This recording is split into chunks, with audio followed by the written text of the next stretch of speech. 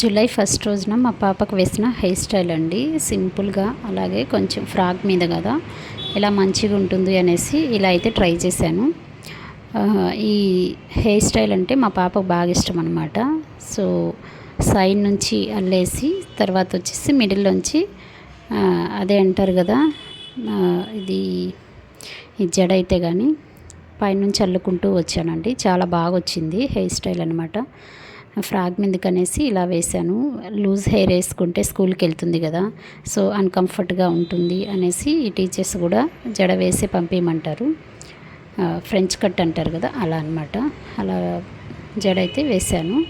చాలా అంటే చాలా నీట్గా వచ్చిందండి. ఇది సింపుల్గా నీట్గా క్లాస్గా ఉంటుందన్నమాట. ఇప్పుడు మనం జీన్స్ మీదకైనా లంగా ఓణీల మీదకైనా వెస్ట్రన్ అయినా ట్రెడిషనల్ అయినా ఏ డ్రెస్ మీదకైనా ఈ హెయిర్ స్టైల్ అయితే చాలా బాగుంటుంది. సింపుల్గా లుక్ కూడా చాలా మంచి లుక్ వస్తుందండి.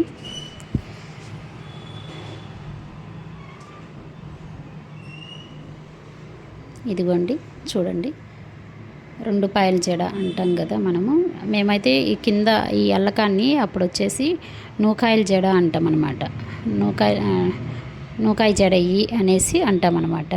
మీకు ఎవరికన్నా ఈ జడ గురించి ఇలా అంటుంటారు కదా, ఇది తెలుసుంటే కానీ కమెంట్ చేయండి. Okay, thanks for watching.